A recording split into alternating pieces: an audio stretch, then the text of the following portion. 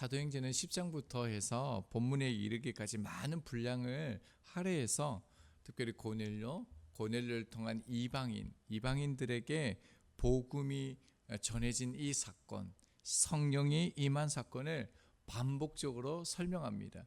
오늘 본문 이후에 보면 고넬료에게 있었던 그 환상, 베드로에게 있었던 그 환상을 다시 한번 반복하게 되어지는데요. 특별히 이방인들에게 어떻게 복음이 전해지고 그들이 받아들여졌고 그들의 심령에 회심이 일어났고 그 결과 세례를 그들이 받았다라는 것들에 대해서 성경은 계속적으로 반복하면서 자세하게 우리 가운데 소개하고 있습니다. 왜냐하면 중요하기 때문에 그렇죠. 우리에게는 복음이 넘어갔구나라고 생각할 수 있지만 당시 그 초대 교회에서는 정말 큰 엄청난 사건이었기 때문에 그렇습니다. 복음의 대전환점이었다는 것이죠. 이것을 지금으로 비유하면 어떻게 될까요? 이방인이 예수님을 믿었다? 북한이 기독교 국가가 되었다. 여러분 믿을 수 있겠습니까? 놀라지 않을 수 있겠습니까? 이런 사건이 일어났다는 겁니다. 자, 그렇다면 만약에 북한이 기독교 국가가 되었을 때 우리는 어떻게 될 것 같습니까? 정말 예배하고 감사하고 축제가 일어나야 되지 않겠습니까? 그런데요, 예루살렘 교회에서는요 전혀 다른 일이 일어납니다. 자, 1절을 다시 봅니다. 유대에 있는 사도들과 형제들이 이방인들도 하나님의 말씀을 받았다 함을 들었더니, 자, 유대에 있는 사도들, 형제들은요 예루살렘 교회를 생각하시면 됩니다. 복음의 중심이죠. 예루살렘 교회에 우리 10장에서 있었던 이 사건이 알려지게 된 겁니다. 자, 어떤 사건인지를 자세하게 말합니다. 하반절입니다. 이방인들도 하나님의 말씀을 받았다 함을 들었더니, 자, 받았다를 지금 강조합니다. 무엇을 받았다고요? 하나님의 말씀을 받았다. 즉 베드로가 고넬료 집에 가게 되죠. 가이사랴에 가게 돼서 그 집에서 하나님의 말씀을 듣고 세례를 받고 성령의 충만함을 받는 이 모든 사역들을 다 들었다라는 것입니다. 여러분, 특별히 세례를 받았다라는 것들이 어떤 의미입니까? 단순히 어떤 형식이 아니었죠. 교회의 일원이 된 겁니다. 더욱더 하나님의 언약 백성이 이들이 되었다라는 것이죠. 자, 그뿐만 아니었죠. 사도행전 10장 48절입니다. 명하여 예수 그리스도의 이름으로 세례를 베풀라 하니 그들이 베드로에게 며칠 더 머무기를 청하리라. 그럼 세례도 듣고요, 성령 충만함도 이렇게 그들 가운데 내려지게 되고요, 그들이 예배했습니다. 그러면 사실은 베드로가 탁 떠났으면 좋았을런지도 모르겠습니다. 더 큰 문제가 베드로가 이방인의 집에서 며칠, 그러니까 수일을 머물렀다라는 것이 사실은 나중에 보면 더 큰 문제가 되어집니다. 자, 그 후에요, 이제 베드로가 가이사랴의 고넬료 집을 떠나서 예루살렘 교회로 오게 되는 것이죠. 자, 2절을 봅니다. 베드로가 예루살렘에 올라갔을 때에 할례자들이 비난하여, 참 아이러니한 장면입니다. 여러분, 복음을 전했어요. 북한의 복음을 전했어요. 그게 놀라운 회심이 일어났어요. 하나님의 교회가 세워지고 성령의 충만함이 내려졌습니다. 그러면 어떻게 돼야 돼요? 감사합니다, 박수치고 막 그래야 되는 거 아닙니까? 그런데 베드로가 예루살렘에 올라갔을 때요, 할례자들이 비난했다라고 말하고 있습니다. 주님의 복음이 주님의 말씀대로 지금 유대를 넘어서 사마리아를 넘어서 지금 땅끝까지 이르고 있는데요, 비난했다라는 거예요. 이 비난은 단순한 어떤 정죄를 말하는 단어가 아닙니다. 굉장한 적대감을 가진 그 단어입니다.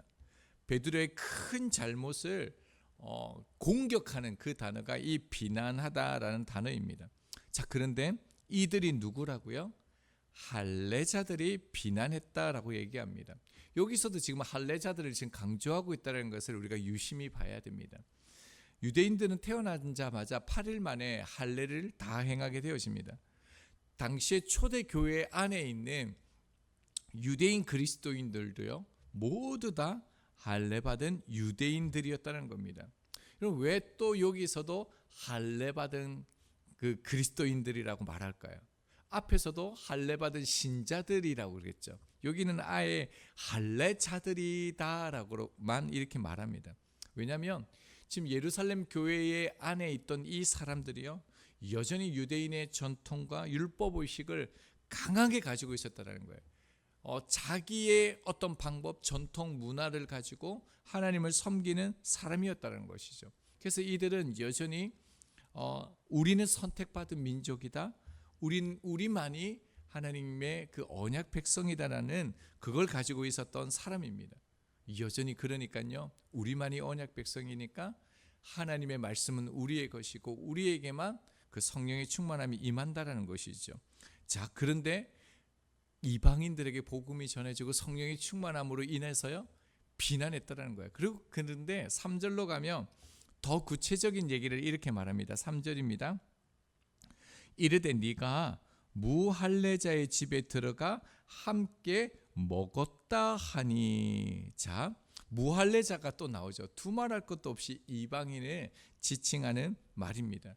할례 받지 못했다는 말은요, 즉 짐승과 같은 그런 사람이었다는 겁니다. 이제 지금 베드로에게 뭘 말합니까? 네가 어떻게 무할례자들의 집에 들어가서 함께 밥을 먹었느냐? 어떻게 며칠을 유할 수 있었느냐? 이들은 그 이방인들과 밥을 먹는 것을 수치로 여겼죠. 치욕으로 여겼습니다. 그들에게 식탁의 의미는 우리와 조금 다릅니다. 식탁의 의미는 너와 내가 하나다라는 겁니다. 같다라는 것이요. 가족과 같은 의식입니다.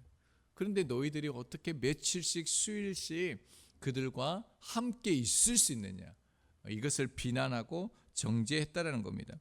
여러분, 중요한 것이 무엇이라고요? 이 할례자들은요, 그리스도인이라는 거예요. 여러분, 자신들과 함께 그 복음의 핍박을 함께 받았던 사람들입니다. 함께 예수 그리스도를 믿고요, 끝까지 지금 예루살렘 교회에 남아서 예수 그리스도를 따르겠다라고 말하는 사람들이 누구라고요? 이 할례자들이라는 것을 우리가 놓치면 안 됩니다. 여러분 보십시오. 지금 이방인들에게 복음이 전해지는 것이 베드로의 계획입니까? 베드로의 뜻입니까? 베드로의 생각대로 이 일을 한 것입니까? 아닙니다. 그것은 하나님께서 창세전부터 계획하신 하나님의 계획이고 섭리입니다. 모든 민족이 예수 그리스도를 통하여 주께 돌아오는 것, 그것이 하나님의 마음이죠. 그래서 주님께서도요, 모든 민족에게 땅끝을 얘기하면서 복음이 전해져야 된다라고 말씀하셨습니다. 자, 그런데요, 지금 하나님의 뜻이 이루어지고 있습니다. 하나님의 말씀이 지금 성취되어지고 있습니다. 자, 그런데요, 예수님을 믿는 사람들이요, 뭐라고 얘기합니까? 틀렸다라고 말하는 겁니다. 예수님의 말씀이 그대로 이루어지고 있는데 그렇게 하면 안 된다는 겁니다. 이것이 참 이해할 수 없는 일입니다. 자, 이런 상황 앞에서 여러분, 우리는 어떻게 할 것 같습니까?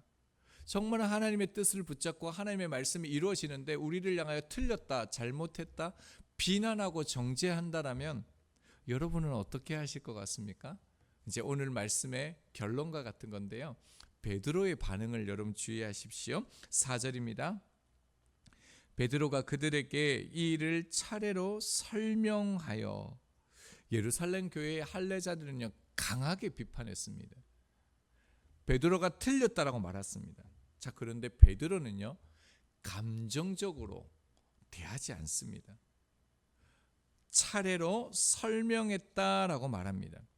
사도행전 18장에 가면요, 에베소 교회의 유대인들과 다시 한번 이 이방인들에 대하여서 변론하는 장면이 나옵니다. 그때 베드로가 다시 이 사건을 향하여 이렇게 말합니다. 사도행전 18장 26절입니다. 그가 회당에서 담대히 말하기 시작하거늘 브루스길라와 아골라가 듣고 데려다가 하나님의 도를 더 정확하게 풀어 이르더라. 자, 이방인들에게 세례와 성령의 내려오심에 대하여서 더 정확하게 풀어서 일렀다라고 말합니다. 여러분, 이게 믿어지십니까? 여러분, 베드로 어떤 사람입니까? 성격이 매우 급한 사람입니다. 주는 그리스도시요 살아계신 하나님의 아들이십니다라고 그런 위대한 고백을 하지만 직후에요, 예수님의 십자가를 막아서다가요, 사탄아 내 뒤로 물러가라, 그런 책망을 받던 사람입니다. 그뿐만 아니라 예수님께서 잡히시던 그 밤에 그 로마의 군대와 대제사장들과 그 무리들이 오죠. 베드로가 어떻게 합니까? 칼을 뽑습니다. 그리고 대제사장의 그 말고의 길을 잘라버리죠. 여러분, 이게 베드로입니다. 그뿐만 아니라 베드로는요, 주를 위해 목숨을 바치겠습니다, 끝까지 주를 버리지 않겠습니다라고 얘기했죠. 그런데요, 막상 위기의 순간이 오자 부인하고 저주했던 사람이 베드로입니다. 굉장히 감정적이고 즉흥적인 사람입니다. 그리고요, 그는 늘 자기 생각대로 움직였던 사람입니다. 그런데 오늘 본문은 좀 다릅니다. 그럼 지금 베드로가 어떤 사람입니까? 예루살렘 교회의 지도자입니다. 그리고 오순절 성령 강림 사건 이후에 한 번 설교로 수천 명이 돌아오고 세례받습니다. 나면서 걷지 못했던 자를 일으키는 그런 기적도 행합니다. 그리고 지금 그가 이방인들에게 복음을 전했을 때 놀라운 하나님의 역사를 직접 보았던 그런 사람입니다. 그런데 그런 사람에게요, 지금 어떻게 해요? 몰려와 비난한다라고요? 정죄한다라고요? 그럼 베드로가 어떻게 하겠습니까? 칼을 뽑지 않겠습니까? 불을 내려달라고 하지 않겠습니까? 감히 나를 비난해. 이제 너희와 나는 끝이다. 너와 나의 가는 길은 다르다. 갈라서자. 이렇게 말해야 정상인 사람이 베드로입니다. 근데 베드로가 어떻게 했다고요? 그들에게 이 일을 차례로 설명하여 이전과 전혀 다른 모습을 보여주고 있습니다. 여러분, 성령을 받은 후 그리스도 안에 있는 그 삶이 무엇인지를 이제 베드로가 정확히 보여줍니다. 2절 마지막 절에요, 이 비난하여라는 단어가 있죠. 이 단어가요, 이미 베드로에게 사용되어졌습니다. 어디서일까요? 10장 20절 한번 보시겠습니까? 일어나 내려가 의심하지 말고 함께 가라. 여러분, 하나님께서 베드로에게 말씀하셨죠. 이방인들과 함께 가라고요. 그들 가운데 내가 은혜를 베풀리라고 말씀하셨을 때 베드로는요, 여전히 의심했습니다. 근데 이 의심하다는 이 단어가요, 본문의 2절에 비난하다, 우리 한글 선곡으로는 너무 다른데 비난하다, 의심하다, 디아크리노라는 똑같은 단어입니다. 무엇을 성경이 말해줍니까? 지금 할례자들이 그렇게 비난하는 이 모습이요, 조금 전에 베드로가 하고 있었던 의심하고 비난했던 그 모습이라는 겁니다. 조금 전에 베드로가 그러했다라는 것이죠. 그리고 이 비난하다라는 이 단어가요, 분리하다라는 단어를 가지고 있습니다. 할례자들과 무할례자들, 할례자들과 이방인들을 누가 분리했습니까? 누가 먼저 그렇게 했습니까? 베드로입니다. 예루살렘 교회의 지도자되었던 베드로가 먼저 했습니다. 근데 지금은 누가 하고 있습니까? 그 교회의 성도들이 하고 있는 겁니다. 베드로는 지금요, 할례자들과 무할례자들을 분리하는 거 보면서 지금 예루살렘 교회의 성도들을 보면서 어떤 마음이겠습니까? 나도 저랬지. 나도 저때 하나님의 뜻을 이해하지 못했지. 그래서 베드로는요, 분노하지 않는 겁니다. 정죄하지 않는 겁니다. 그래서 저들의 연약한 모습을 보면서 오히려 주님께서 나를 대해 주셨던 것처럼 인내로 대하고 있다라는 겁니다. 이제 말씀 맺겠습니다. 여러분, 무할례자들과 할례자들이 서로 다른 사람들입니까? 결코 그렇지 않습니다. 할례자들은 깨끗하고 무할례자들은 더러운 사람입니까? 무할례자들은 죄인이고 할례자들은 죄인이 아닙니까? 절대 그렇지 않죠. 여러분, 먼저 할례자들이 조금 더 은혜를 깨달은 사람일 뿐인 것입니다. 그래서 부르심을 먼저 받은 사람, 은혜를 받은 사람은 결코 자기 의로 남을 판단할 수 없는 것이죠. 마태복음 7장 12절입니다. 그러므로 무엇이든지 남에게 대접을 받고자 하는 대로 너희도 남을 대접하라. 이것이 율법이요 선지자이니라. 이 말씀을 황금률이라 그러죠. 그래서 이 비슷한 가르침은요, 다른 종교에도 있고 철학에도 있습니다. 그러나 주님께서 말씀하신 것은 철학이나 종교의 그 의미를 담아서 말씀하신 것이 아닙니다. 주님께서 말씀하신 것은 네가 대접받고 싶으면 남도 잘해라 이 말이 아니라요. 내가 너희를 대접한 것처럼, 내가 너희를 환대한 것처럼 그들을 향하여 환대하고 섬겨라 라는 것입니다. 하나님께서 나를 대하신 대로 하라는 것이죠. 여러분, 우리가 함께 기억했으면 좋겠습니다. 복음은 단지 지역과 민족의 경계를 넘어가는 것이 아닙니다. 복음을 받아들인 사람의 인격까지도 여러분 지역과 민족의 경계를 넘어가는 것입니다. 여러분, 복음이 우리 안에서 확장되는 것이죠. 복음이 우리의 인격의 확장이 오는 것, 그것이 복음이 넘어가는 것입니다. 그래서 이해할 수 없는 사람들을요, 베드로처럼 이해하게 되는 겁니다. 참을 수 없는 사람을 만났을 때 참을 수 있는 경계를 넘어가는 것이죠. 용납할 수 없는 그 지역을 만났을 때 용납하게 되는 것입니다. 용서할 수 없는 그 경계의 사람을 만났을 때 복음을 받은 사람은요, 그것을 넘어가는 겁니다. 왜 그렇습니까? 성령이 우리 안에 계셔서 우리의 마음을 넓히시기 때문에 그렇습니다. 그래서 참 놀라운 게요, 사도행전을 보면 복음이 확장되는 그 상황을 보면요, 베드로의 인격도 함께 넓혀져 가고 있다는 겁니다. 오늘 저희들도 이 하나님의 말씀, 복음과 우리의 인격을 잘 묶어서요, 왜 저럴까? 비판하고 정죄하는 그 자리가 있지 않습니까?